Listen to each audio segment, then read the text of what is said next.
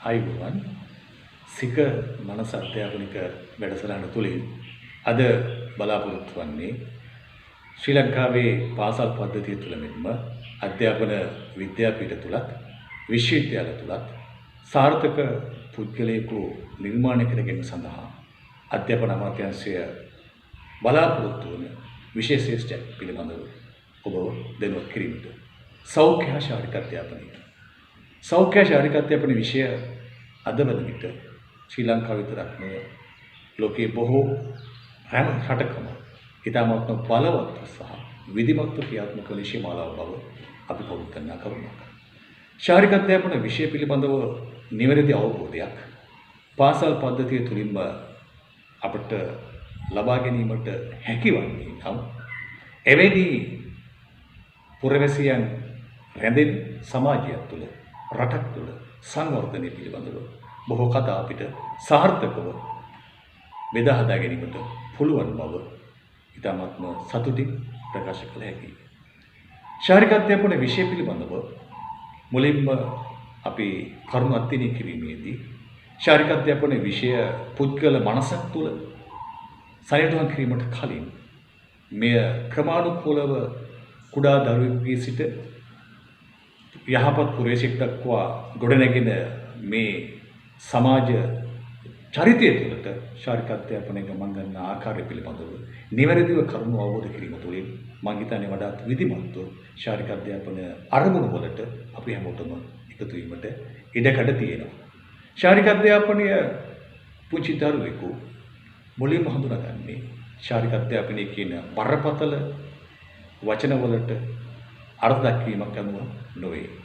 ඔවුන්ගේ නිවස දෙමව්පියන් පළමුව ශාරීරික අධ්‍යාපනයේ පළමු ගුරුවරුන් ලෙස මට හඳුන්වලා දෙන්න පුළුවන්. ඇත්තටම ඔබ මම රැඳෙන නිවස තුළ අපේ දෙමව්පියන් අපේ පවුල් වටාපිටාව තුළ අපි ක්‍රියාත්මක වෙච්ච ක්‍රියාකාරකම් සියල්ලම ශාරීරික අධ්‍යාපනයේ ප්‍රාථමික අභ්‍යාස ලෙස අපිට හඳුනා ගන්න පුළුවන්. එදා අපගේ වර්ධන අවදීන් වලදී අපගේ අම්මා අපගේ තාත්තා ක්‍රමානුකූලව අපිව කායිකව සහ මානසිකව වර්ධනය කර ගැනීම සඳහා ලබා දුන් සියලු අත්පොත් අත්දැකීම් මඟ පෙන්වීම් සියල්ලම ශාරීරික අධ්‍යාපනයේ පළමු පාඩම් ලෙස අපිට අර්ථ ගන්න පුළුවන්. ඔබ දන්නවා අපි හැමෝම විධිමත් අධ්‍යාපනයට එන්න කලින් ක්‍රමානුකූලව අධ්‍යාපනයේ මූලික ගමන් මාර්ගවලට ප්‍රවිෂ්ඨ වෙනවා. නිවසේදී අප ලබන සරල ප්‍රාථමික අධ්‍යක්ෂකේ සරල චාලක ක්‍රියාකාරකම් බොහෝ විට පුද්ගල පෞරුෂය සඳහා ප්‍රබල ආයෝජනයක් ලැබෙන බව ඔබ දැනගත යුතුයි. ඔබ පුංචි අවදියේ සිට ක්‍රමානුකූලව වර්ධන අවදීන් වලට අපි කතා කරන අධ්‍යාපන මනෝවිද්‍යාවෙන් අනුව ඒ වර්ධන අවදීන් වලට වෙනස් වීම එක්ක නැගී සිටිනකොට පෙරලීම, තල්ලු කිරීම, ඇදගෙන යාම, රිංගා යාම, ලිස්සා යාම වැනි සරල ප්‍රාථමික ක්‍රියාකාරකම් වඩාත් විධිමත්ව සහ අවිධිමත්ව අපි කරන්නට පෙළඹෙන බව අපි දන්නා කරුණු.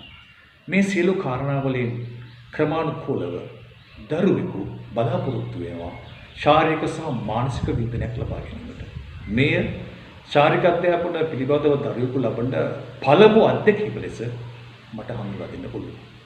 ඒදී දෙමව්පියන් වඩා සැලකිල්ලෙන් සහ වගකීමෙන් තමාගේ පුංචි දරුවාට මේ අවශ්‍ය කායික සහ මානසික අවශ්‍යතාවයට අවශ්‍ය ඉඩකඩ තම නිවසේදීම ලං කර දිය යුතුයි.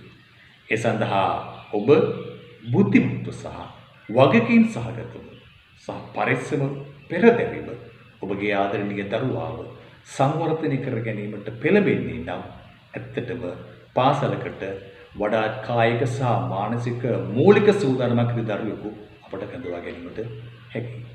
නිවසින් පසුව මේ දරුවා ක්‍රමානුකූලව ශාරීරික අධ්‍යාපනය හා සම්බන්ධ ප්‍රාථමික අධ්‍යක්ෂකයන් තම නිවසේ වටාපිටාවේ සිටින අනෙකුත් පුංචි දරුවන් සමපදස්ථකයන් සමග ක්‍රියාත්මක වීමට ආරම්භ කරනු ලබනවා. දෙවීම, ඇවිදීම සහ තමන්ට තනියම කළ හැකි ක්‍රියාකාරකම් සෑහීමට පත්වන තෙක් ඒවා සමග ගැටීමට සහ ක්‍රියාත්මක වීමට පුංචි දරුවා ක්‍රියාත්මක වෙන්නේ කවදාද? අන්න එතන සිට මේ දරුවා පරිසරයේ ලැබෙන යම් යම් අත්දැකීම් සහ සාධක පෙරදැරිව තමා හොයාගත් කායික සහ මානසික සුවතාවයක් ළඟා කර ගැනීමට සතුටක් ළඟා කර ගැනීමට පෙළඹෙන බව මම එහිදී මතක් කළ යුතුයි. මේ ආකාරයකට දරුවෙකු ක්‍රමානුකූලව නිවසින් සහ නිවසේ ආවට තිබෙන වටාපිටාව තුළින් ඒ සමාජිකින් ඇසුරෙන් තමාගේ ශාරීරික අධ්‍යාපනයට අපි කතා කරන ශාරීරික අධ්‍යාපනයට අවශ්‍ය ප්‍රාථමික අත්දැකීම් ළඟා කරගත්තයින් පස්සේ ඔහුට ඊටාත්ම අමතක නොවෙන විවෘත පරිසරයකට සහ සමාජයකට මේ දරුවව දෙමව්පියන් විසින් කැඳවගෙන බලනවා. එය పూర్ව ළමාවිය සංවර්ධන මධ්‍යස්ථානයේ හෙවත් පෙර පාසල ලෙස අපි හඳුන්වනවා. පෙර පාසලට පැමිණෙන දරුවා තමන් නිවසින් රැගෙන බොහෝ කායික සහ මානසික ශක්තියින් වලින් උදම්මනන අවස්ථාව. ඔහු හිතනවා තමාගේ දෙමව්පියන් තමාගේ නිවස අවට තිබෙන වටාපිටාව තුළදී තමා ලබාගත් සතුට තවත් ආගන්තුක තැනකින් ළඟා කර ගැනීමට අවශ්‍ය මම්පෙත් සියල්ලම විවෘත කර ඇතැයි කියන විශ්වාසය මේ පුංචි දරුවා තුළ පවතිනවා. ඔහු එහිදී උත්සාහ කරනවා හැම අවස්ථාවකදීම කායික සහ මානසික සතුට ළඟා කර ගැනීමේ ප්‍රවේශයන් වලට ප්‍රවිෂ්ඨ වෙන්න. තමන් තනියම නිවසේදී හොයාගත් මේ ශක්තිය මේ ප්‍රවේශයන් පෙර පාසලක් තුළදී වඩාත් හොඳින් තවත් ආගන්තුක තමා හා සමානම යහළුවන් යෙහෙලියන් සමග බෙදා හදා ගැනීමේ සමාජීය පුරුද්ද පෙර පාසලක් තුළදී දරුවෙකු පළමු කොටම අත්විඳිනවා. පෙර පාසලකදී විය යුත්තේද මෙන්න මේ සමාජ සත්වයක් ලෙස දරුවෙකු ක්‍රියාත්මක වීමට අවශ්‍ය කරන ප්‍රාථමික හැසිරීම් වලට අවශ්‍ය ඉඩකඩ ළඟා කර දීමයි. එහිදී පෙර පාසල් ගුරුතුමිය ඉතායි වගකීම් සහගත චරිතයක් බවට පත්විය යුතුයි. පෙර පාසලක් තුළ ඉතා විශාල දරුවන් සංඛ්‍යාවක් සාමූහිකව විවිධ ක්‍රියාකාරකම් වල නිරත වීම තුළින් අපේ සමස්ත ශාරීරික අධ්‍යාපනයෙන් බලාපොරොත්තු වෙන බොහෝ අරමුණු වලට අවශ්‍ය කරන ප්‍රාථමික අභ්‍යාස මේ දරුවන් සතුටින් සහ විනෝදයෙන් යුතුව ළඟා කර ගන්න බව මතක තබා ගත යුතුයි. මෙහිදී පෙර පාසල් ගුරුතුමිය අනෙකුත් ගුරු කුලක වලට වඩා විශේෂ සහගත තත්ත්වයකින් දරුවන් පිළිබඳව සොයා බැලිය යුතුයි, ක්‍රියාත්මක විය යුතුයි. මේ පිළිබඳව අධ්‍යාපන මනෝවිද්‍යාඥයින් වඩාත් හොඳින් විග්‍රහ කර තිබෙනවා ඔවුන්ගේ යම් යම් නිගමන සහ දර්ශනවලදී. පෙර පාසලක් තුළ දරුවෙකුට තමන් නිවසින් රැගෙන ක්‍රියාකාරකම් සතුට, ක්‍රියාකාරකම් වින්දනය තවත් එවැනිම සමාජිකයන් සමග බෙදා හදා ගැනීමට අවශ්‍ය කරන වපසරිය ළඟා කර දිය යුතුයි. සෙල්ලම් මිදුල මෙහිදී ක්‍රියාත්මක වන්නේ මෙවැනි අත්දැකීම් පුංචි දරුවාට ළඟා කර දීම පිණිසයි. ඔබ අප දකින සෙල්ලම් මිදුල තවත් එක් తాවකාලික මධ්‍යස්ථානයක් පමණක් නොවේ. රටකට අවශ්‍ය කරන ධනවාදී හැඟීම් ඇති යහපත් පෞරුෂීය ගුණාංග ඇති ඒවා වර්ධනය කරගත හැකි පරපුරක් බිහි කර දීම සඳහා අවශ්‍ය කරන ප්‍රධානම මධ්‍යස්ථානයක් ලෙස සෙල්ලම් මිදුල මම ඔබට හඳුනා දීමට කැමැතියි. සෙල්ලම් මිදුලේ සහ එහි උපකරණ පිළිබඳව පෙර පාසල් ගුරුතුමීට සහ මේ දරුවන් පෙර පාසල රැගෙන දෙමව්පියන්ට අවබෝධයක් නිවැරදිව ලැබී නැත්නම් ඉතා ඉක්මනින්ම ඒ දරුවන් තමන් රැගෙන නිවසින් හොයාගෙන ශක්තිය නිරපරාධී බෙදා හදා ගැනීමට තියෙන අවස්ථාවන් අහිමිවීමක් ලෙස මම දකින්නට කැමැතියි. මෙහිදී පෙර පාසලක් තුළ පෙර පාසල් ගුරුතුමිය වඩාත් හොඳින් සහ ශක්තිමත්ව සෙල්ලම් මිදුලේ ඇති උපකරණ සහ ඒවත් සමග මේ දරුවන් ක්‍රියාත්මක කරන ආකාරය පිළිබඳව විමසිල්ලෙන් සහ පරිස්සමෙන් යුතුව කටයුතු කළ යුතුයි. ඔබ දන්නවා සෙල්ලම් මිදුලේ තිබෙන විවිධ උපකරණ කොන්චිල්ලාව, සමාන්තර දන්, සීසෝ, නැගුම් රාමුව, ටයර් පෙළ මේ සෑම දෙයක් තුළම දරුවන් තනිව මෙන්ම කණ්ඩායම් වශයෙන් ක්‍රියාත්මක කරන දිහා හොඳින් නිරීක්ෂණය කර බලන්න. ඔබට හඳුනගන්න පුළුවන්. රටකට අවශ්‍ය සක්‍රීය නිරෝගී සමබර පිරිපුන් පුරවැසියෙකු බිහි කර ගැනීම සඳහා අවශ්‍ය කරන ප්‍රබල සහ වැදගත්ම සාධකවල ප්‍රාථමික අත්දැකීම් මේ පුංචි දරුවන් සෙල්ලම් විදුලි උපකරණ සමග සාසම්බන්ධයෙන් ගොඩනගා ගන්න ආකාරය. අනුකරණය, බෙදා හදා ගැනීම, ආදරය, රැකවරණය, ආත්ම විශ්වාසය, අභිමානය, සංසුන් බව, උදව් කිරීම මේ සියල්ලම විරුද්ධ සමාජයකට අත්‍යවශ්‍ය සාධක. අපි ජීවත් වෙන විට අපට ජීවිත කාලය පුරා මිනිසු සමග සහසම්බන්ධතා ගොඩනැගීමට අවශ්‍ය කරන සමාජීය සහ පෞද්ගලික සාධක විශාල ප්‍රමාණයක් මේ සෙල්ලම් විදුල සමග දරුවෙකු ගොඩනගා ගන්නවා. මෙන්න මෙතන ප්‍රාථමික ශාරීරික අධ්‍යාපනය අපි විධිමත් හෝ අවිධිමත් මේ දරුවන් තුළට ළඟා කර දීමේ වගකීමට බැඳී සිටිය යුතුයි. ඔබ ඔබගේ දරුවන් පෙර පාසල රැගෙන යන විට පෙර පාසල තුළ තිබෙන මේ ක්‍රියාකාරී වටපිටාව පිළිබඳව සියුම් නිරීක්ෂණයකින් පසුවන්නේ නම් ඔබට ඔබගේ දරුවා වඩාත් හොඳින් කායික සහ මානසික සුවතාවකින් පිරි දරුවෙක් බවට පරිවර්තනය කර ගැනීමේ හැකියාව අතින් ඔබ පෝසත් විය හැකියි.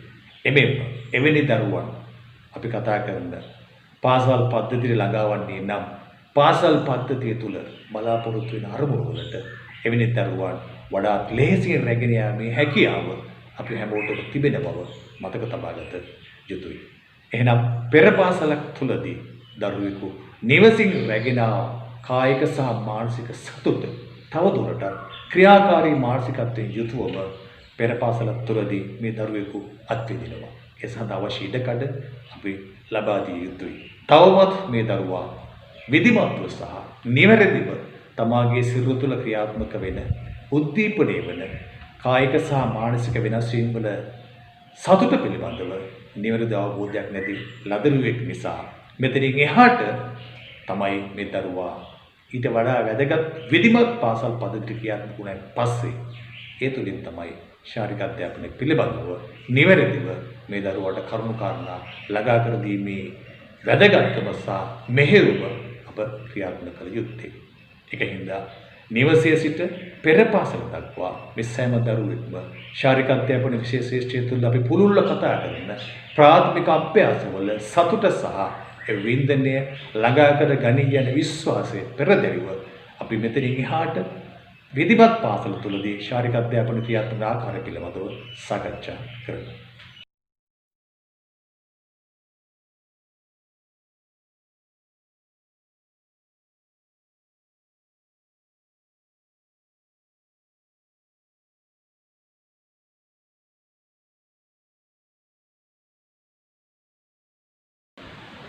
ඔව් අපි මෙතෙක් වෙලා කතා කරේ දරුවෙකු නිවස තුළින් තම දෙමව්පියන් සමග ජීවත් වෙමින් පෙර පාසල දක්වා ගමන් මාර්ගය තුල ශාරීරික අධ්‍යාපනය කියන ප්‍රබල විෂය Tamanට ඇසුරු කරන්න ලැබෙන අවස්ථාව දක්වා ගමන් මාර්ගය. දැන් මේ දරුවා මේ වන විට විධිමත් පාසලට පැමිණිලා හමාරයි. විධිමත් පාසල තුල දරුවෙකු පළමු වරට ආරම්භ වන පන්ති කාමරය තමයි 6 වසර. 6 වසර පන්ති කාමරයේදී ශාරීරික අධ්‍යාපන විෂය විධිමත්ව ශ්‍රී ලංකාවේ පාසල් පද්ධතිය ක්‍රියාත්මකයි. පාසලක ශාරීරික අධ්‍යාපන විශේෂීත්වය ක්‍රියාත්මක කිරීම සඳහා අධ්‍යාපන අමාත්‍යාංශය විසින් නිල වශයෙන් පුරුදු පුහුණු කරලද ශාරීරික අධ්‍යාපන ගුරුවරු ලංකාව පුරා බොහෝ පාසල්වල ක්‍රියාත්මකයි. ඔවුන්ට ශාරීරික අධ්‍යාපනයේ න්‍යායාත්මක සහ ප්‍රායෝගික දැනුම පිළිබඳව මෙන්ම ශාරීරික අධ්‍යාපන පාඩම් සැලසුම ක්‍රියාත්මක කරන ආකාරය මෙන්ම ක්‍රීඩා පිටි, ක්‍රීඩා නීති රීති, ක්‍රීඩා දාවනපත පිළිබඳව මෙන්ම ක්‍රීඩාවේ අනෙකුත් සියලු සාධක පිළිබඳව හසල අවබෝධය සහ දැනුමක් ලබා දීමේ බලාපොරොත්තුව සහ විශ්වාසය ඇති බව අපි දැනගත යුතුයි. ශාරීරික අධ්‍යාපන ගුරුවරයෙකු පාසල් පද්ධතිය තුළ විධිමත්ව පන්ති කාමරයක් තුළදී ශාරීරික අධ්‍යාපනයේ විෂය ක්‍රියාත්මක කිරීමට ආරම්භ ලබා ගන්නේ 6 වසරේදී. 6 වසරේදී මේ දරුවා පෙර පාසලේදී එහෙම නැත්නම් තාත්වික පන්ති කාමර සියල්ල තුලින්ම ලබාගත් කායික සහ මානසික විශේෂතා සුවතාවයන් විවිධ ශාරීරික අධ්‍යාපන නීති රීති සහ ක්‍රීඩා ඉසවුලට යටත්ව න්‍යායාත්මක සහ ප්‍රායෝගික ක්‍රියාත්මක කිරීමට කටයුතු කරනු ආරම්භ කරනවා. මෙහිදී කාලච්ඡේදයක් ශාරීරික අධ්‍යාපනය වෙනුවෙන් පාසල් පද්ධතිය ක්‍රියාත්මක කරනවා. ඒදී ශාරීරික අධ්‍යාපන ගුරුවරයා මේ පුංචි දරුවන්ව 6 වසරේ දරුවන් ශාරීරික අධ්‍යාපනයේ විශේෂ පිළිබඳව විධිමත්ව න්‍යායාත්මකව සහ ප්‍රායෝගික දැනුම තුළින් ආකල්ප වලින් සහ කුසලතා වලින් සංවර්ධනය කිරීමේ ආරම්භය ආරම්භ ලබනවා. මෙය ජීවිතයේ ඉතා වැදගත් අවස්ථාවක්. පාසලක ක්‍රියාත්මක වෙන පාසලක ඉගෙන ගන්න ලබන සෑම දරුවෙක්ම ශාරීරික අධ්‍යාපන විෂය 6 වසරේ සිට 10 වසර දක්වා අනිවාර්යයෙන්ම ඉගෙන ගත යුතුයි. මේ ඉගෙන ගැනීම තුළින් අධ්‍යාපන අමාත්‍යාංශය බලාපොරොත්තු වන්නේ කායික සහ මානසික සෝතාවේ පෙරදරි කරගත් ශාරීරික අධ්‍යාපන අරමුණු ගණනාවක් කරා මේ දරුවන් පාසල් පන්ති කාමරය තුලදී ශාරීරික අධ්‍යාපන විශේෂ තුලින් රැගෙන යයි කියන බලාපොරොත්තුව.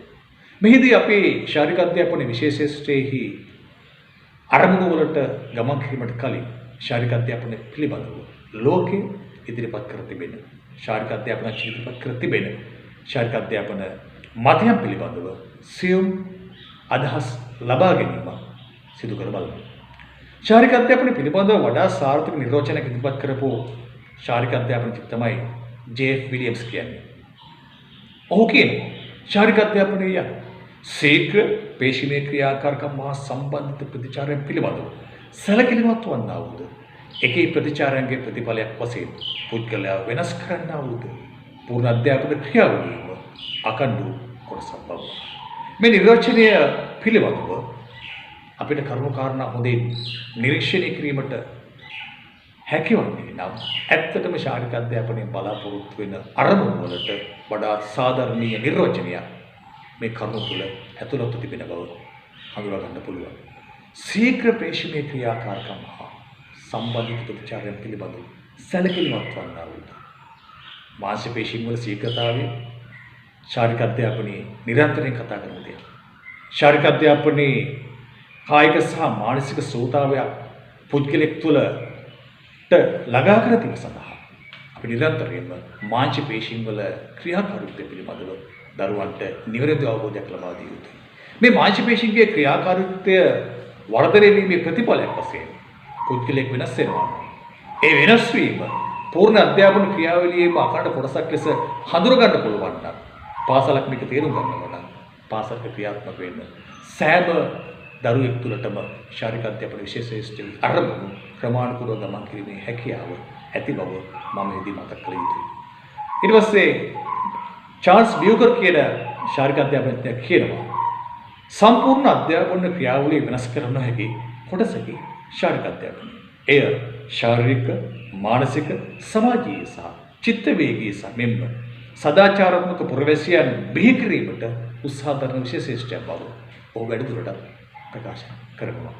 මෙන්න මෙවැනි නිර්වචන තුළින් ඇත්තටම ශාරීරික අධ්‍යාපනයේ අරමුණ පිළිබඳව අපිට ප්‍රාථමික සහ නිවැරදි අවබෝධයක් ලබා ගන්න පුළුවන්. 6 වසරේදී සමස්ත විෂයන් එක්ක ශාරීරික අධ්‍යාපන විෂය හදාරන මේ දරුවා, මේ ශිෂ්‍යයා ක්‍රමානුකූලව තමාගේ කායික සහ මානසික පෞරුෂය ගොඩනගා ගන්නවා. පන්ති කාමරයක් තුලදී විවිධ විෂයන් වලට යටත්ව න්‍යායාත්මකව පමණක් ලබා ගන්නා යම් කරුණු කාරණාවල ප්‍රායෝගිකතාවය ප්‍රායෝගික තත්ත්වය සැබවින්ම අත්විඳීමට ශාරීරික අධ්‍යාපනයෙන් ලබා දෙන ශක්තිය ඉතාමත් ප්‍රබලයි.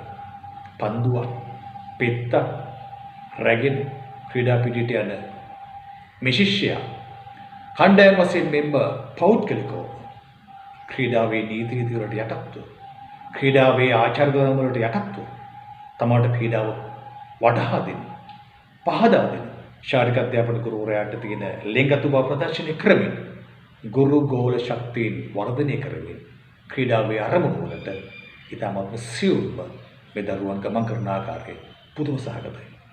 සැබවින් පාසලක විශාල ක්‍රීඩා පිටියක් නිර්මාණය කර තිබෙන්නේ ඒ සඳහා විශාල ඉඩකඩක් ලබා දී තිබෙන්නේ මෙන්න මෙවැනි අරමුණු කරා මේ දරුවා රැගෙන යාමේ විශාල බලාපොරොත්තුවක් ඇතිවයි.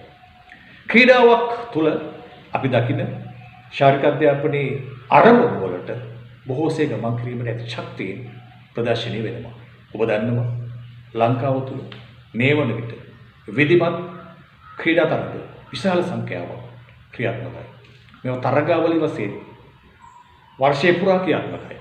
එහිදී 6 වසරට ආපු ශිෂ්‍යයා තමාගේ සාමාන්‍ය අධ්‍යාපනය හදාරනවත් සමගම ශාරීරික අධ්‍යාපනයේ තුලින් ලබා ගන්න නිපුණතාවයන් ඔස්සේ තමාගේ කායික සහ මානසික හැකියාවන් ප්‍රදර්ශනය කරමින් තමන්ට නිරත වී හැකි ක්‍රීඩාවක් තෝරා බේරා ගැනීම සහ තරග ඉසව්වක් හඳුනා ගැනීම ඒ ඔස්සේද තමාගේ හැකියාවන් පාසල තුළ ප්‍රදර්ශනය කිරීමට පෙරදැරිව කටයුතු කරනවා.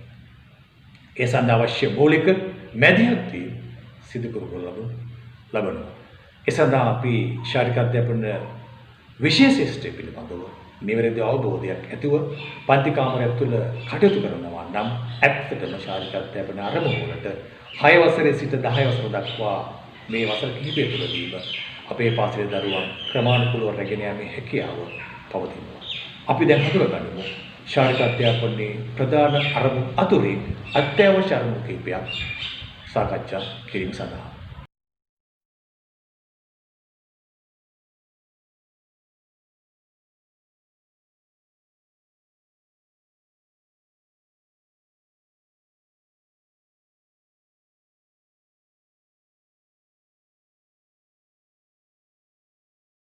ශාරීරික අධ්‍යාපනයේ අරමුණු වලට අපි ගමන් කිරීමට කලින් මම කැමති ශාරීරික අධ්‍යාපනය ප්‍රධාන වශයෙන් ප්‍රධාන ප්‍රවාහ දෙකක් යටතේ පාසල් පන්තිය තුළ දකින්න පුළුවන්. ඒ අවස්ථාව පිළිබඳව ඔබ දැනුවත් කරන්න. එක ප්‍රාථමික ශාරීරික අධ්‍යාපනය. එනම් එක වසරේ සිට පහ වසර දරුවන් දක්වා ක්‍රියාත්මක ප්‍රාථමික ශාරීරික අධ්‍යාපන ක්‍රියාකාරකම්. අධ්‍යාපන අමාත්‍යාංශයේ විෂය මාලාව තුළට ඇතුළත් කර තිබෙන විධිවිධානට යටත්ව ප්‍රාථමික ගුරුවරු වර්තමානයේදී ප්‍රාථමික ශාරීරික අධ්‍යාපනය වඩාත් විධිමත්ව පාසල් පද්ධතිය තුළ ක්‍රියාත්මක කරනවා. වඩා සන්තෝෂින් මේ පිළිබඳව අපි මතක් කළ යුතුයි. මේ මෑතක සිට ශාරීරික අභ්‍යාස වැඩසටහන් මාලාවන් පවා ප්‍රාථමික දරුවන් වෙනුවෙන් ක්‍රියාත්මක කර ඒවා ක්‍රමානුකූලව තරඟාවලි මට්ටමට පවත්වා ගනිමින් දිස්ත්‍රික් පළාත් මට්ටමේ සහ සමස්ත ලංකා මට්ටම දක්වා රැගෙනීමේ ඉඩකඩ තිබුණු බව අපි පහුගිය දිනවලදී පාසල් පද්ධතිය නිරීක්ෂණය කිරීමෙන් හඳුනා ගන්නට පුළුවන් වුණා. ප්‍රාථමික ශාරීරික අධ්‍යාපනයේදී බොහෝ විට මේ පුංචි දරුවන්ට ඇවිදීම, දිවීම, පෙනීම, විසිකිරීම සහ විවිධ අනුකරණ ක්‍රියාවලට යොමු කිරීමට මුල් තැන දී තිබෙනවා. අපි මීට කලින් හඳුනාගත් පරිදි පෙර පාසලේ නිවසෙන් මේ පුංචි දරුවන් හඳුනාගත් ඒ ශක්තිය නැවත ප්‍රාථමික ශාරීරික අධ්‍යාපන ක්‍රියාකාරකම් සමග ප්‍රාථමික ශාරීරික අධ්‍යාපන අභ්‍යාස සමග ප්‍රාථමික ගුරුවරයා පෙරදැරිව ඔවුත් එක්ක සම්බන්ධ වෙමින් ක්‍රියාත්මක ආකාරය අපට නිරීක්ෂණය කිරීමට පුළුවන්. පාසල් පද්ධතිය නිරීක්ෂණය කිරීමේදී මීට කලින් විධිමත් ශාරීරික අධ්‍යාපන පන්ති කාමරයක් තුළදී අපි දකින්න න්‍යායාත්මක සහ ප්‍රායෝගික අධ්‍යයනයේම ක්‍රියාත්මකයි. ශාරීරික අධ්‍යාපනය පිළිබඳව දරුවෙකුට ශාරීරික අධ්‍යාපනයේ අභිමතාර්ථ සහ අරමුණු වලට දරුවෙකු ක්‍රමානුකූලව රැගෙන යාමේදී ඒ පිළිබඳව අපි තා වගකීම් සහගතව කටයුතු කළ යුතුයි. ශාරීරික අධ්‍යාපන උගන්වන ශාරීරික අධ්‍යාපන ගුරුවරයෙක් මෙන්ම බොහෝ විට එම විශේෂත්වය ආවරණය කරන වෙනත් ගුරුවරයෙකුද ශාරීරික අධ්‍යාපනයේ අරමුණු පිළිබඳව නිවැරදි අවබෝධයක් ඇතිව ක්‍රියාත්මක වන්නේ නම් අපි ශාරීරික අධ්‍යාපනයෙන් බලාපොරොත්තු වෙන සමස්තයට පාසලේ දරුවන් රැගෙන යාමට ඇති ඉඩකඩ බොහෝ වැඩි බව මගේ විශ්වාසයයි. ශාරීරික අධ්‍යාපනයේ අරමුණු අතර මෙන්න මෙවැනි අරමුණු අපි ඉතා හොඳින් හඳුනා ගනිමු. මිනිස් සිරුර පිළිබඳව හිතකර ආකල්පයක් දරුවන් තුළ ඇති කර දීම ඇත්තටම මේ විය යුතුයි. වර්තමානයේ අපි මේ කාල සීමාව තුළ අත්විඳින COVID-19 වසංගතය තුළදී රටේ බලධාරීන් සෞඛ්‍ය අමාත්‍යාංශය සෞඛ්‍ය නිලධාරීන් ක්‍රියාත්මක කරන පිළිපදින්නේ නැයි අපට බල කරන මේ සියලු නීති රීති සහ විධි විඥානට යටත් පැත්තේ අපි මේ කතා කරන මිනිස් සිරුර පිළිබඳව නිවැරදි අවබෝධයක් ඇත්තෙකු බවට සමාජීය පුරවැසියන් පරිවර්තනය කරවීමයි. ඒකින්ද අපිට පුළුවන් නම් 6 වසරේ සිට 10 වසර දක්වා ශාරීරික අධ්‍යාපන උගන්වන කාල සීමාව තුළදී ඒ වසර කිහිපයන් තුළදී පාසල් ශිෂ්‍යයෙකුට තමාගේ සිරුර පිළිබඳව හිතකර ආකල්ප ඇත්තෙකු ඇති කරන්න පුළුවන් නම් ශාරීරික අධ්‍යාපනයේ ඒ වඩා ප්‍රයෝජනවත් වෙන බව මගේ හැඟීමයි. දෙක තමයි හැකියතරම් කාර්යක්ෂම ලෙස ජීවත් වීමට අවශ්‍ය වටපිටාව දරුවෙකුට ළඟා කර දීම. පන්ති කාමරයක් තුළට පැමිණෙන දරුවෙකු පාසලක් තුළදී අසුන්ගත ක්‍රියාකාරකම් වලින් බහුලව ඉගෙනීම් ක්‍රියාවලිය හා සම්බන්ධ වූද ශාරීරික අධ්‍යාපනයේදී එම හැසිරීම් වලින් ඔවුන් බැහැර වෙනවා. ඔවුන්ගේ ඉරියව් වෙනස් වෙනවා. ඔවුන්ගේ දෙවීම, පැනීම, විසිකිරීම සහ අනෙකුත් චාලක ක්‍රියාකාරකම් බලවත් සහ විධිමත්ව මෙහිදී පන්දුවක් සමග හෝ විවිධ ක්‍රීඩා උපකරණ සමග ක්‍රියාත්මක වෙනවා. මෙන්න මෙහිදී හැකියතරම් තමාගේ ශරීර කාර්යක්ෂමව පරිවර්තනය කර ගැනීමට හැකි අවබෝධය දරුවන් තුළට සියුම්ව ළඟා වෙනවා. මේ පිළිබඳව ශාරීරික අධ්‍යාපන ගුරුවරයෙකු නිරීක්ෂණයෙන් පසු වන්නේ නම් තමාගේ අනාගත ඉලක්කවලට දරුවන් තෝරා බැලීම ගැනීමට හොඳම අවස්ථාවක් ලෙස මම මේ දකිනවා. ඊළඟටම තමයි චිත්ත වේග යහපත් අන්දමින් පාලනය කිරීමට ඇති හැකියාව ශාරීරික අධ්‍යාපන තුළින් අපිට ළඟා කර ගැනීමට පුළුවන්. ඔබ දන්නවා වර්තමානයේ තුලදී අපි සමාජය තුළ දකින්න අසන්න ප්‍රාර්ථනා නොකරන බොහෝ සිදුවීම් පුවත්පත් වලින් අපිට වාර්තා වෙනවා. අපි දකින්න මේ සෑම සිදුවීමක් තුළම තියෙන්නේ තමාගේ සිත තුළ පහළ වෙන හැඟීම්, චිත්ත වේගයේ හැඟීම්, යහපත් අන්දමින් පාලනය කර ගැනීමට ඇති නොහැකියාව. ක්‍රීඩාව තුළින් වඩා සාර්ථකව මේ ඉටු කළ හැකි බව බොහෝ විට විශ්වාසයි.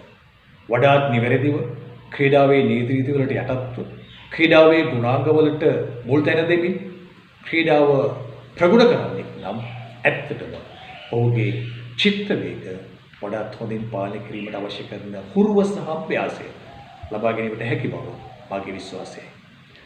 ක්‍රීඩාව පිළිබඳව හිතකර ආකල්ප ඇති කිරීමට හැකියවීම මා දකින ඊළඟ අරමුණයි. ඇත්තටම අපේ ක්‍රීඩා කණ්ඩායමක හෝ ක්‍රීඩාවක නිරත නොවුනට පාසල් පද්ධතිය තුළින් සමාජගත වීමට කලින් පාසල් ශිෂ්‍යයෙකුට ක්‍රීඩාව පිළිබඳව හිතකර ආකල්ප ඇති කර දීමට හැකියාවක් අපිට සදා දීමට හැකියවන්නේ නම් මම හිතන්නේ බොහෝ සමාජ ගැටලුවලදී බොහෝ සමාජ කැළඹීම්වලදී වඩා සාධාරණ හිතන්න පුළුවන් පුරවැසියෙක් බවට ඔහුව පරිවර්තනය කිරීමට හැකියාව අපිට පවතිනවා. මේ අපි අතින් ගිලුණු දෙයක් බව මගේ විශ්වාසයයි. සමාජයේ දකින්න ලැබෙන ඕනෑම ගැටුම් සහගත තත්ත්වයකදී බොහෝ විට ඒ ගැටුම තව තවත් අවුලවන්න දඟලන පිරිස වැඩි තත්ත්වයක් තුළදී ඒ ගැටුම සමනයටපත් කිරීම සඳහා තමගේ වචන හැසිරීම සහ මැදිහත්වීම ලබා දීමට දක්වන පිරිස ගොඩක් අඩු බව අපිට දකින්නට පුළුවන්. මෙවැනි තත්ත්වයක් නිර්මාණය වන්නේ ක්‍රීඩාව පිළිබඳව ක්‍රීඩාව තුළින් හිතකර ආකල්ප ළඟා කර ගැනීමට නොහැකි වටාපිටාවක් තුළින් වීම මගේ විශ්වාසයයි. ඒකින්ද අපි ශාරීරික අධ්‍යාපනය තුළින් පාසල් පද්ධතිය තුළ ජීවත් වෙන සෑම දරුවෙක් තුළම ක්‍රීඩාව පිළිබඳව හිතකර ආකල්ප ඇති කරලීමට හැකියාවක් ළඟා කර දීමට පුළුවන් වන්නේ නම් අපට ඒ තුළින් වඩා සාර්ථක පුරවැසියෙක් බිහි කර ගැනීමට අවශ්‍ය ශක්තිය ළඟා කරගන්න පුළුවන්. හිතකර ජීවන පුරුදු ඇති කර ගැනීම ශාරීරික අධ්‍යාපනයෙන් බලාපොරොත්තු වෙන ඊළඟ අරමුණක්.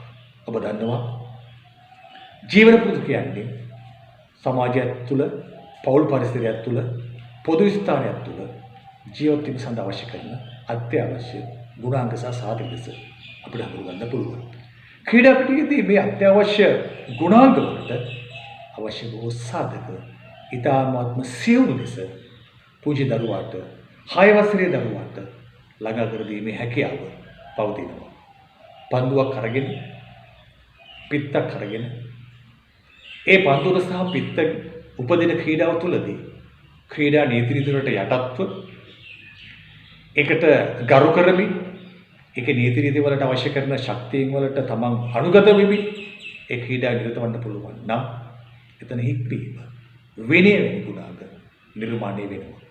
ඔබ දන්නවා ක්‍රීඩාව පිළිබඳව හිතකර ආකල්ප ඇති ඕනෑම පුද්ගලයෙක් ක්‍රීඩා පිටියකට ප්‍රවිෂ්ඨ වන්නේ ක්‍රීඩා පිටිය ඇතුළු වන්නේ ඒ ක්‍රීඩා පිටියට ආචාර කරලා. කිසි දිනක ක්‍රීඩා පිටියකට ඔවුන් තමාගේ සිරුරේ තිබෙන අනවශ්‍ය දේවල් කෙල නිකුත් කරන්නේ නැහැ. කෙල ගහන්නේ නැහැ. ඒක අපි දකින්නේ වැරදි ක්‍රියාවක් විදිහට. ක්‍රීඩා පිටියේ නිරන්තරයෙන්ම හැසිරෙන්නේ තමාගේ පෞරුෂය නගා සිටුම සඳහා ළඟා කර දී තිබෙන වේදිකාවක් ලෙස සිතාගෙන. ක්‍රීඩාවෙන් ඒ පොහොණීමෙන් පසු ඔහු ක්‍රීඩා පිටියෙන් ඉවත් වන්නේ ඒ ක්‍රීඩා උපකරණයක සහ ඒ ක්‍රීඩා පිටියට ආචාර කරමින් සහ ගෞරව දක්වමින්. ඒ තරක් නෙමෙයි තමන්ට ක්‍රීඩාව පිළිබඳව මඟ පෙන්වා දීම සහ තමාට අවශ්‍ය පුහුණුව ලබා දෙන්න පුහුණුකරුවා හෝ ශාරීරික අධ්‍යාපන ගුරුවරයාගේ දෙපා නැමැද තමයි ඔහු එතනින් ඉවත් වෙන්නේ. එතනින් පස්සේ ඔහු සාමාන්‍ය ජීවිතයේදී තමා තුළින් මතුවන ක්‍රීඩකයාට හානිදායක වන සියලු දේවල් වලින් ඔහු බැහැර වෙනවා. මත්ද්‍රව්‍ය, මත්පැන් විශේෂයි. මේවා සියල්ල තමාගේ සිරුරින් බැහැර කරලා මේ පළවෙනි මැදිහත් වීම මේ දරුවට ලැබෙන්නේ ඔහු ක්‍රීඩකත්වයේ පිළිබඳව ක්‍රීඩාව තුළින් අවශ්‍ය පන්නරය ක්‍රමානුකූලව ළඟා කර ගැනීම තුළින් පමණයි. ඒකින්ද මම දකිනවා හිතකර ජීවන පුරුදු ඇති කරගැනීම සඳහා අවශ්‍ය කරන පළවෙනි සහ ප්‍රථම මැදිහත් වීම පුද්ගලයේ සමාජයට යෑමට කලින් ඒවා ළඟා කරගන්නේ ක්‍රීඩාව තුළින් බව පැහැදිලිවම මේදී ප්‍රකාශ කළ යුතුයි. කායික, මානසික, සමාජීය, සචිත්ත වේගී මෙන්ම සදාචාරාත්මක සූතාවයන් කරා ළඟා වීමේ ප්‍රබල හැකියාව ශාරීරික අධ්‍යාපනයේ අරමුණ අතර තියෙනවා. මේවා ඇත්තටම අපි වචන වලට පමණක් සීමා කර නොකළ යුතු කරුණු. කායික, මානසික, සමාජීය, චිත්ත වේගී සහ සදාචාරාත්මක ගුණාංග සියල්ලම ශාරීරික අධ්‍යාපනයේ අරමුණ අතර ක්‍රියාත්මකයි. ඔබ සාමාන්‍ය ජීවිතයේදී තමගේ ආයු කාලය උපරිම භුක්ති විඳින පුරවැසියෙක් නම් මේ වර්ධන අවදීන් වලදී ඕනෑම අවස්ථාවකදී මේ සාධක සමග සමාජයත් සමග වඩාත් හොඳින් ගැටීමේ හැකියාව ඔබට පවතිනවා. මේ தත්ත්වය ශාරීරික අධ්‍යාපන ක්‍රියාකාරකම් තුළින් හැසිරීම තුළින් ශාරීරික අධ්‍යාපන අභ්‍යාස තුළින් වඩාත් හොඳින් ප්‍රගුණ කළ හැකි බව අපි ශාරීරික අධ්‍යාපනයෙන් හඳුන්වලා දීලා තියෙනවා. එය එලෙසම ක්‍රියාත්මක කරන බව ඉතාමත්ම පැහැදිලියි. මේ අනුව මෙන්න මෙවැනි කරුණු අනුව අපිට පැහැදිලි වෙනවා ශාරීරික අධ්‍යාපනයේ අරමුණු වඩාත් හොඳින් ක්‍රමානුකූලව පුද්ගල සිරුරක් තුළට ශාරීරික අධ්‍යාපන ක්‍රියාකාරකම් සහ මැදිහත් වීම ලබා දීමට හැකිවන්නේ නම් ඇත්තටම සාමාන්‍ය පුරවැසියෙක් ලෙස ඔහු පාසලකින් සමාජගත වන විට අපි අධ්‍යාපනයෙන් බලාපොරොත්තු වෙන කායික, මානසික, සමාජීය සහ චිත්ත වේගීය සදාචාරාත්මක පුරවැසියෙක් වඩාත් හොඳින් ළඟා කර ගැනීමට හැකිවන බව අපිට පැහැදිලි. මෙන්න මේ தත්වයන් හඳුනා ගැනීමට ශාරීරික අධ්‍යාපනය සහ ඒ ක්‍රියාකාරී හැමෝම සක්‍රියව සහ බලවත්ව ක්‍රියාත්මක වන්නේ නම් ඇත්තටම මගේ රට, ඔබේ රට ශාරීරික අධ්‍යාපනයෙන් බලාපොරොත්තු වන අරමුණු කරා ඉතා ඉක්මනින් රැගෙන යාමට හැකියාව පවතිනවා. දරුවෙකු තුළ තිබෙන නිසග වුවමනාව, කැපවීම හොඳින් ප්‍රයෝජනයට අරගෙන සාමාන්‍ය අධ්‍යාපනයේ මෙන් ශාරීරික අධ්‍යාපනයේ අරමුණු වලටද මේ දරුවා ක්‍රමානුකූලව සහසම්බන්ධ කරලෙමින් පාසල් පද්ධතියෙන් සමාජයට බැහැ කරලීමේ වගකීමට අපි හැමෝම එකතු වන්නේ නම් මම හිතන්නේ රටක් වශයෙන් අපි බලාපොරොත්තු වෙන පුරවැසියෙකු ශාරීරික අධ්‍යාපනයත් එක්ක ශාරීරික අධ්‍යාපනයේ අරමුණුත් එක්ක සහසම්බන්ධ කරමින් බෙදා හදා ගැනීමට හෝ එහෙම නැත්නම් එවැනි පුද්ගලයෙක් මතු කර දීමට අපිට හැකියාව පවතින බව වඩාත් විශ්වාසයෙන් යුතුව මතක් කර දිය යුතුයි. මේ සඳහා ශාරීරික අධ්‍යාපනයේ අරමුණු පිළිබඳව ඔබ අප නිරන්තර අවබෝධයකින් යුතුව ශාරීරික අධ්‍යාපනයේ මැදිහත් වීම සමග සහ ශාරීරික අධ්‍යාපනයේ ක්‍රියාකාරකම් සමග එකතු වීමට බලාපොරොත්තු විය යුතුයි යන විශ්වාසය සහ පණිවිඩය මම ඔබට ලබා දීමට කැමැතියි.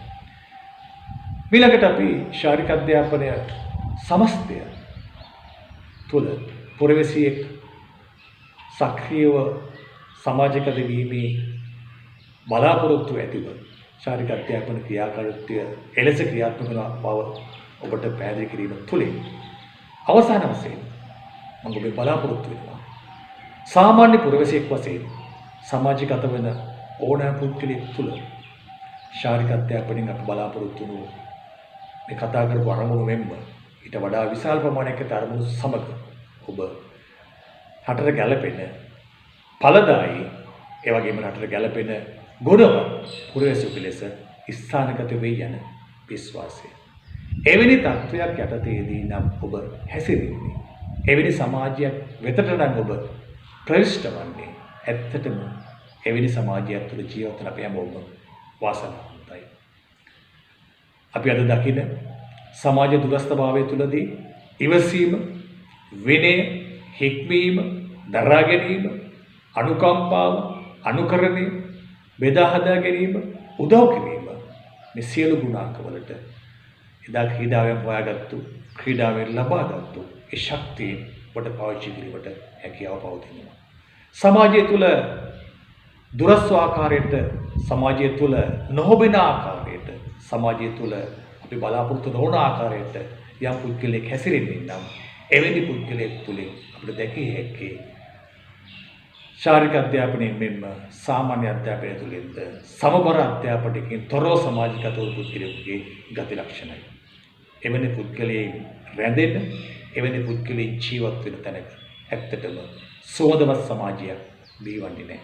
අපි හැමෝම කැමති ජීවත් වෙන කෙටි කාල සීමාව තුළදී වඩාත් නිරෝගීමත්ව සහ තවත් කෙනෙක්ව දිනා ගන්න පුළුවන් සිනහවක් සමග කායික සහ මානසික පිබිදීමකින් ජීවත් වෙන්න.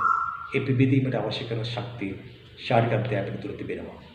ඔබ ඇත්තටම 6 වසරේ සිට 10 වසර දක්වා විධිමත් ශාරීරික අධ්‍යාපනයකට ළඟාවන්නේ වූවා නම් එහිදී ලැබෙන ශාරීරික අධ්‍යාපන උපකරණවලදී, ක්‍රීඩා උපකරණවලදී බොහෝ දෙයින් ගැටි ඒ වගේ පන්නරේ ලබාගෙන ඒ ශක්තියෙන් පිළිබඳව හොඳින් නිගමන වලට එළඹෙන්නේ නම් මං හිතන්නේ ඔබ සමාජයේ අද කොතන ජීවත් වුණත්, කුමන වෘත්තියක ඔබ ජීවත් වුණත් මේ ශාරීරික අධ්‍යාපනය ලබාගත් අරමුණු සමග ඔබගේ සමාජ ජීවිතය වඩාත් හොඳින් ප්‍රදර්ශනය වෙනවා. ඔබ සමාජය තුළ කැපී පෙනෙන චරිතයක් බවට පරිවර්තනය වෙනවා. ඔබ සමාජය තුළ ජනප්‍රිය වේවි. අන්න එවැනි සමාජයකට ශාරීරික අධ්‍යාපනය ලබා දිය හැකි දායකත්වය අති ප්‍රබලයි. එවැනි දායකත්වයක් ලබා දීමට හැකි රටක්, සමාජයකට ඔබට අපිට එකතු වෙන්න පුළුවන් නම් රටක් වශයෙන් අපි ආඩම්බරකාරී, එහෙම නැත්නම් රටක් වශයෙන් අපි සතුටු වෙන්න පුළුවන් පරපුරක් ලෙස අපි උදම් අනමු. අනිදාට ශාරීරික අධ්‍යාපනයේ සමස්තය, ශාරීරික අධ්‍යාපනයේ අරමුණු මේ සමාජයේ පුරා වඩාත් හොඳින් ව්‍යාප්ත වෙයි, වඩාත් හොඳින් බෝ වෙයි. එවිට මගේ දරුවාට, ඔබේ දරුවාට යහපත් සමාජයක්, යහපත් මිතුරෙක්, යහපත් සමාජශීලී රටක් නිර්මාණය වේවි. නැතෙක් අපි ශාරීරික අධ්‍යාපනය වඩාත් හොඳින් සහ නිවැරදිව ලැබෙන බලාපොරොත්තුවෙන් ජීවත් වෙමු. ඒ සඳහා අවශ්‍ය ශක්තියෙන් අපි හඳුනා ගනිමු. සියලු දෙනාටම නිරෝගීමත් ජීවිතයක් ප්‍රාර්ථනා කරනවා. සියලු දෙනාටම ආයුබෝවන්.